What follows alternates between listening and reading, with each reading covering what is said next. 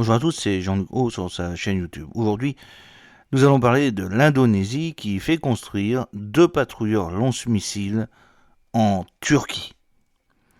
La Turquie continue de marquer des points sur le marché international de la construction navale militaire.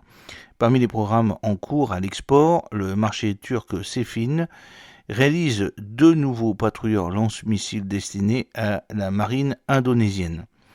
La découpe de la première tôle du premier des 2 bâtiments de 70 mètres de long est intervenue le 30 octobre dernier au chantier Sefin de Yalola, sur les bords de la mer de Marmara. La date prévisionnelle de livraison n'est pas encore connue.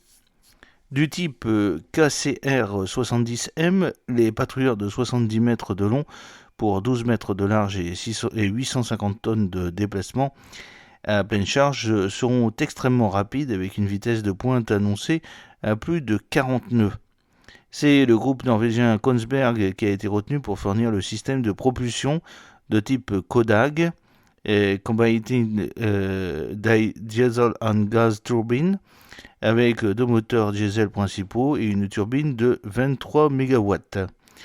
Pour les allures de croisière, les générateurs alimenteront 2 systèmes de gouvernail intégrés Promas à double hélice et à pas variable. Pour les vitesses de pointe, un gros hydrojet Kamewa d'un diamètre de 1,6 m et pouvant expulser 30 m3 d'eau par seconde fera la pointe grâce à la puissance générée par la turbine à gaz.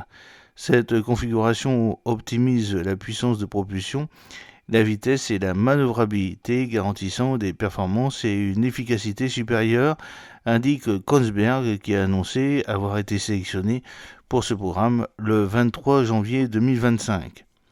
Bénéficiant d'une autonomie de 7 jours pour une distance franchissable de 1600 nautiques, les nouveaux patrouilleurs indonésiens pourront accueillir 43 personnels. Ils seront équipés de nombreux capteurs, dont un radar de surveillance 3D et des moyens de guerre électronique, tout en étant puissamment armés. Ils pourront notamment mettre en œuvre 8 missiles anti-navires Atmaka, développés par la société turque Roketsan, une tourelle de 76 mm et de l'artillerie légère. Ce programme va permettre à l'Indonésie de continuer à moderniser et renforcer sa marine, pour laquelle Jakarta a également commandé 2 sous-marins de type Scorpène auprès du français Naval Group. Le contrat est en attente d'entrée en vigueur, et 2 PPA achetés à l'italien Fincantieri pour les livraisons prévues cette année. Cela en plus de ces programmes de conception nationale comme celui relatif à un nouveau patrouilleur hauturier construit par les chantiers de Bandar Lampung.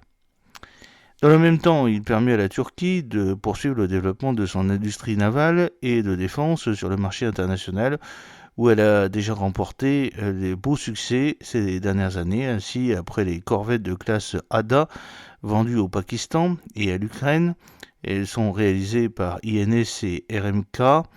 Les chantiers turcs SMT ont été récemment choisis pour construire 2 nouveaux bâtiments logistiques de la marine portugaise. Darsand réalise pour sa part 2 patrouilleurs lance-missiles de 50 mètres commandés en juin 2023 par le Qatar. Ces bâtiments ont été officiellement mis en cale à Istanbul le 23 décembre 2024. On notera que certains chantiers turcs ont décidé d'unir leurs forces pour développer leur activité à l'export. C'est le cas de Sefin qui a créé avec ses compatriotes Sedef et Anadolu le consortium Thaïs Shekwart. J'espère que cette petite vidéo vous a plu. N'oubliez pas de cliquer sur le pouce pour la promouvoir, de vous abonner si ce n'est pas encore fait et de partager cette vidéo sur vos réseaux sociaux.